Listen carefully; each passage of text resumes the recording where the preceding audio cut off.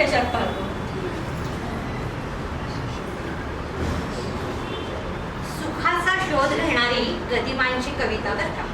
सुखाचा शोध घेणारी गदिमांची कविता आहे. माणसाला सुख सांगायला चक्क 2 श्वानांची निवड करते. एका वटवृक्षाखाली बसून या 2 श्वान. एका वटवृक्षाखाली बसून या 2 श्वान. एकमेका सांगताती अनुभव आणि ज्ञान. एक वय वाढलेले एक पिल्लू चिमुकले. वृद्ध बालकात होते काही भाषण चाललेले. कोण्या ठाई सापडले तुला जीवनात सुख. वृद्ध बालका विचारी त्याचे चाटून या मुख. मला वाटते आजोबा सुख माझ्या शेपटात. मला वाटते आजोबा सुख माझ्या शेपटात. सदाचाच झटतो मी त्याचं धरा या मुखात. माझ्या जवळ असून नाही मज गवसत. उगाचच राहतो मी माझ्या भोवती फिरत. अजाणत्या बालकाची सौख्य कल्पना ऐकून. अजाणत्या बालकाची सौख्य कल्पना ऐकून. क्षणभरी वृद्ध श्वान बसे लोचने मिटून. वृद्ध श्वानाला असं डोळे मिटून बसलेलं बघितल्यावर पिलू विचारतंय, कोण्या ठाई आढळले तुम्हा जीवनात सुख.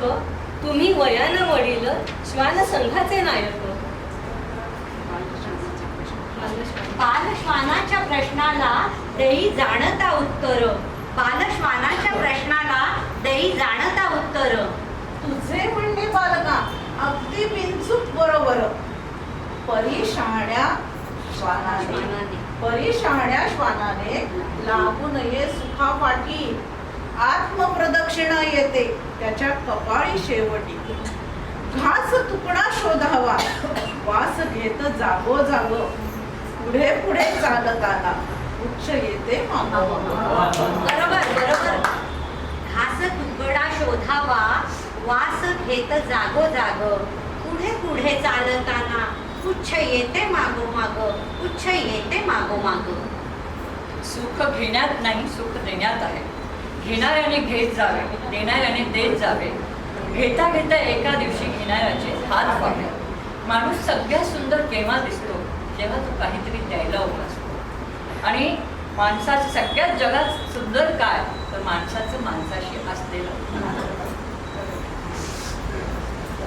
दिलं घेतलं तरच टिकणारी नाती असतात अल्पजीवी.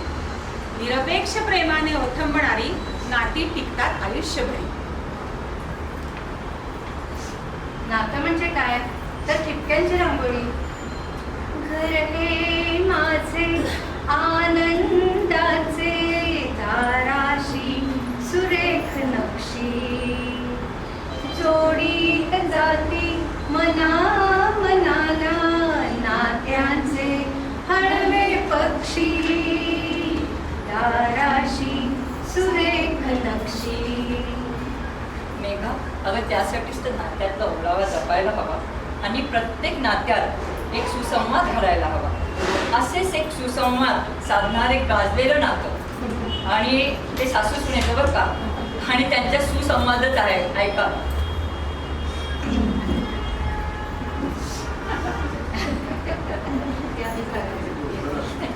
स्वयंपाकघरात काही कळायला गेले तर लगेच सून म्हणते उगाच लुडबुड करू नका.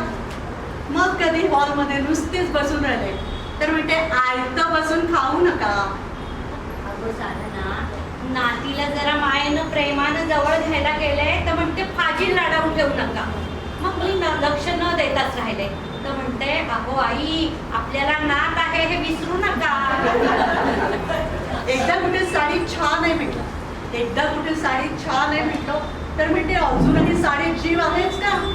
मग तिची नवीन साडी पाहिली ना पाहिल्यासारखी केलं तर म्हणते आमचं नसू दे साडीचं तरी काही कौतुक आहे का. अगं काय सांगू तुला, रिक्षा करून कुठं बाहेर जाईन म्हटलं तर म्हणते रिक्षाला काय पैसे वर आलेत का. मग मी गंमतच केली. एकदा आम्ही दोघी बाहेर निघालो. मग मी म्हटलं चल जाऊयात आपण बसने. पण ते बससाठी थांबायला वेळ आहे का. नाहीतर काय कधी एकदा नाटकाला जाऊ म्हटलं तर म्हणते जन्माचं नाटक झालंय ते पुरे नाही आहे का. मग तिनंच एकदा नाटकाचं नाव काढलं. मग मी म्हटलं नकोच. तर म्हणते फुकटचं मिळतंय तरी बघत नाहीये का. असं काय सांगू, नासधूस घरात फार होतीये म्हणून म्हटलं. मग तर तेव्हा मला म्हणाली तुमचे काय पैसे जातात का, होऊ दे. मग मी लक्ष न देताच राहिले. तर म्हणते अहो आई, घरात इतकं अन्न वाया जातंय, तुमचं काही घरात लक्ष आहे का, काय करायचं. हो ना, काही काम करायला जावं तर म्हणते या वयात कामाचं काही नडलंय का, नुसतीच बसून राहिले. तर म्हणते आता काय झालंय, सूट दुखतंय का. आता वागायचं तरी कसं म्हणून मी आमच्या यांना विचारायला गेले. तर लगेच मागोमाग आणि म्हणाली अहो सासूबाई, कसं वागायचं असतं हे कधी विचारायचं असतं का. कठीण आहे ग बाई, कठीण आहे अगदी. अशा कशा ह्या असतात आजकालच्या मुली, कठीण आहे अगदी. कठीण कसं वागायचं यांच्या पुढे. घरोघरी मातीच्या चुली आणि अशा कशा वागतात या आजकालच्या मुली. तर मंडळींनो, अशी सून आणि अशा सासू. पण साठी आली की आयुष्याकडे बघण्याचा दृष्टिकोन बदलावा लागतो आणि तो जीवनशैलीच्या बदला इतकाच महत्त्वपूर्ण असावा लागतो. खास पुरुषांसाठी बरं का, मागे बसलेले शांत बसलेले, खास पुरुषांसाठी बरं का. हे साठी आली की स्टँड बाय म्हणून काम करावं लागतं बरं का. ऐका आता, पहा, बहुतेकांच्या नव्हे तर सर्वांच्याच घरातलं हे चित्र असू शकतं. लग्नानंतरची काही दिवस, काही वर्ष नवरा बोलत असतो, बायको ऐकत असते. आणि नंतरची काही वर्ष दोघेही बोलत असतात आणि शेजार पाजार अजून काही वर्षांनी तर चित्र पुन्हा बदलतं. यात फक्त बायको बोलत असते आणि नवरा ऐकत असतो. पुढील काही वर्ष मात्र इतर सगळे बोलत असतात आणि हे दोघं ऐकत असतात. तर तुम्हीच ठरवा तुम्ही कोणत्या चित्रात बसताय. घराघरात दिसणारं एक भारी चित्र रंगवलंय बघा एका अज्ञात कवीने. ऐका हा, नवरा बाहेर निघालेला. अहो नारळ आणा ना कळता येतात, हा, आणि लसूणे आणा. हा, अहो साखरही राहिली, आणि हे राहिले ते राहिले, रोजचाच पाडा असतो नाही का. येताना शाळेतून सोनूला आणा, विसरू नका. हे काढा ते काढा, यादी काढा. अहो बेल वाजलीये, बसलात काय, बघतात काय. अगं तुला सांगितलंय मी आपला स्टँड बाय, म्हातारपणाला बाय बाय. आंघोळीला जाते जरा दुधाकडे बघा. कचऱ्याची बादली जरा बाहेर ठेवा. कुकर लावलाय, त्याच्या येता जाता जरा शिट्ट्या तरी मोजा. बाळाकडे लक्ष ठेवा. अहो फोन वाजतोय, बघताय काय, बसून करता काय तुम्ही. सगळंच मीच करतोय तरी म्हणतेस बसून करता काय. मी आपला स्टँड बाय, म्हातारपणाला बाय बाय. टॉयलेटला जाताय, पेस्ट आणि ब्रश बाहेर ठेवा. पाणी आलंय का पहा आणि लाईट बघून गिझर ऑन करा. वेंधळेपणा करू नका. कामवालीची वेळ झालीये, लवकर लवकर उरकून बाहेर या आणि आधी त्या मोबाईल बंद तुम्ही बाहेर या आणि बसल्या बसल्या तो जाळीतला कचरा तेवढा बाहेर टाका. अहो प्लंबर आलाय, बघताय काय, बसल्या बसल्या करताय काय. तुला सगळंच माहिती ग. मी आपला स्टँड बाय, म्हातारपणाला बाय बाय. अहो बसला पेपर सरकवा, उभे आहात जरा फॅन लावा. तिकडे चाललाय, टीव्ही ऑन करा, रिमोट बघा, शोधा जरा. अहो होम दिसायला लागलाय, बघताय काय, करताय काय, उभं राहून काय करताय. अहो होम मिनिस्टर, मी आपला स्टँड बाय, म्हातारपणाला बाय बाय. ओळवे झाला, अहो चादर सारखी करा. काय तो उशीचा अवतार, जरा कवर तरी बदला. तुम्ही काय करा. तिकडे वळताय, अहो तिकडे बाम आहे बघा, त्या कुशीवर वळताय, तिकडेच मेडिसिन बघा. आई गो, डोकं उठलं ग बाई. काय करताय, बसून राहता काय, झोपून काय राहता. अगं झोपतोय कुठला, मी आपला स्टँड बाय, म्हातारपणाला बाय बाय. ज्याला स्टँड बाय होणं जमलं त्याची बायको एकदम खुश, आणि ज्याची बायको खुश सुखी त्याचा संसार सुखी. काय मंडळी, खरं की नाही. म्हातारपणाला सुद्धा एक हिरवी किनार असते. आपल्या जोडीदाराच्या मनातलं आपलं स्थान कायम राहावं अशी हा विचार प्रत्येकाच्याच मनात असतो. विवाहापासूनच सहजीवनाची सुरुवात झालेली असते. काही आंबट, काही गोड, काही कडू, तर काही तिखट आठवणी मनाच्या संदुकेत जमा झालेल्या असतात. भले बुरे जे घडून गेले विसरून जाऊ सारे क्षणभर, जरा विसाऊ या वळणावर, या वळणावर, या वळणावर. परिस्थितीने काळाच्या रेट्याबरोबर धावताना वर्ष रोखतात. पण कळतो तो सहजीवनाचा खरा अर्थ. कसं असतंय सहजीवन? अनुभवाचे बोल ऐकूया चला. पृथ्वीवरच्या रंगमंची उतरून सारे चला. सहवासानं भुलणारं, हवं हवंसं वाटणारं, वळणावर भेटणारं आणि जीवाला जीव देणारं, न बोलताही खूप काही सांगणारं असं असतं सहजीवन. सहजीवन या शब्दातच सहजीवनाचा खरा अर्थ दडलेला आहे. सहजीवन म्हणजे उठायचं नाही, मातायचं नाही, घेतला बसा टाकून कधीही कुठेपर्यंत आणायचं नाही. सहजीवन म्हणजे अनेक होकार आणि कितीतरी नकार, एकमेकांच्या भावनांचा सन्मान आणि माणसांचा स्वीकार. सहजीवन म्हणजे अर्थातच भाजीची पिशवी आणि दळणाचा डबाही. सहजीवन म्हणजे नक्कीच पाळणा घर आणि बस लोकलचा रेटा. सहजीवन म्हणजे दोघांनी मिळून बांधलेलं घट्ट. झोपडी असतानाही त्याला मजेत महाल म्हणणं, परस्परांना फुलवणं, एकच गाणं दोघांच्या गळ्यात उमलणं, पंख फुटून भरारणाऱ्या पिल्लांना निरोप देणं, थकले भागले दमले तर त्यांच्यासाठी उबदार शरीर तयार ठेवणं.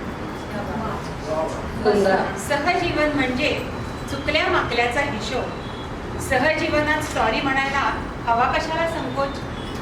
सहजीवन म्हणजे चुकताना आठवायची सारी कथा. माझ्या आधी तू जायचं नाही ना, म्हणून एकमेकांना घालायच्या शब्दा.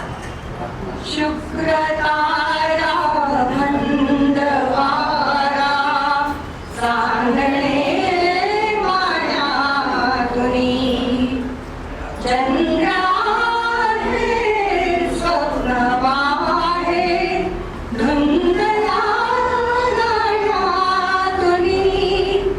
आज तू डोळ्यात माझ्या, आज तू डोळ्यात माझ्या, विसरून डोळे पहा, उर्वशी जवळी रहा. असं हे समृद्ध भावजीवन म्हणजे सुंदर भावपूर्ण जगणंच तर आहे ना. काय धावं मोर जणू आपल्या लागे काठी, त्याच्या जोडीने धावणं हेच माणसाच्या हाती. काळ काळजी वाहतो, काळ वाहतो खुशाली, वर्ष चालली चालली कुणासाठी न थांबली. आणि म्हणूनच क्षणांना महत्व आहे. क्षण सौख्याचे आनंदाचे, जन्मभरी हे असे लुटा, अशीच माया शिंपित जागी, स्वर्ग सुद्धा भासेल थिटा, स्वर्ग सुद्धा भासेल. वा. कालचक्र हे अखंड फिरते, दिवस परंतु रोज नवा, लळा जिव्हाळा जपा आणखी, प्रीतीतून प्रीती फुलवा. विसरा साऱ्या व्यथा वेदना, विसरा साऱ्या व्यथा वेदना, अनचिंतांना द्या विराम. हर्ष थांबला तुमच्यासाठी, थांबा त्याला करा सलाम. वारा छेडे सतार ऐका, सूर उमटती क्षणकछोड, अन मायेचा वसंत आहे मना मनावर छत्र धरून. आपुलकीचे रेशीम धागे जोडून मनवा सारे उत्सव, कळली ज्याला प्रीत तयाला, जीवन म्हणजे एक महोत्सव, जीवन म्हणजे एक महोत्सव. असा जीवनाचा महोत्सव साजरा व्हावा यासाठी ऐकायलाच हवी ती संतवाणी. सांगून संत गेले ते बोल अनुभवाचे, सारेच विठ्ठलाचे. हे भोग मानवा या सर्व संपदेचा, जाणून या परंतु स्वामीन तुटीचा. त्यागून भोग घ्यावा हे ब्रीद जीवनाचे, सांगून संत गेले हे बोल अनुभवाचे, सारेच विठ्ठलाचे. रे कासया करावा हेवा तुझ्या गुणाचा, रे कासया करावा हेवा तुझ्या गुणाचा, सोडून लाभ देई परक्याच्या धनाचा, माझे तुझे कशाला काही नसे कुणाचे, सांगून संत गेले हे बोल अनुभवाचे, सारेच विठ्ठलाचे.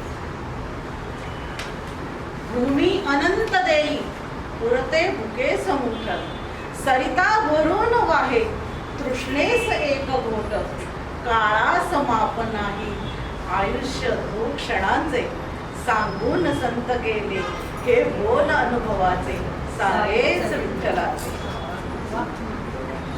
खरंच आयुष्य म्हणजे स्वतःची गोष्ट सांगणं आहेच, पण दुसऱ्याची गोष्ट ऐकणं सुद्धा आहेच.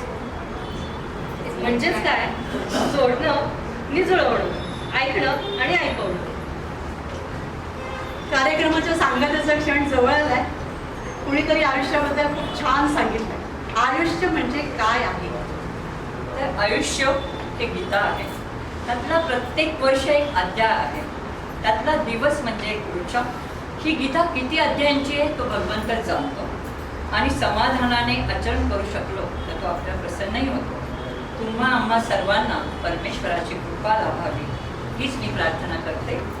या कार्यक्रमाचा शेवट माणसाच्या जगण्याचा सारांश सांगणाऱ्या एका गीताने करतो. आभार मानत नाही, पण सगळ्यांचं मनापासून ऋणस्पंद होत आभार यावत म्हणणे दर्शविते औपचारिक संबंध.